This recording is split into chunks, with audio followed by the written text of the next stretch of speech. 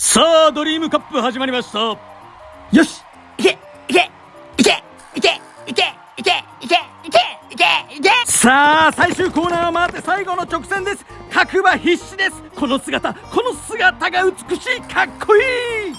その後昼寝した柴犬トンくんが見た夢は、さあドリームカップ最終コーナーを回って直線にやってくるのは柴犬トンだ。この姿美しい、かっこいい。チャンネル登録してない人は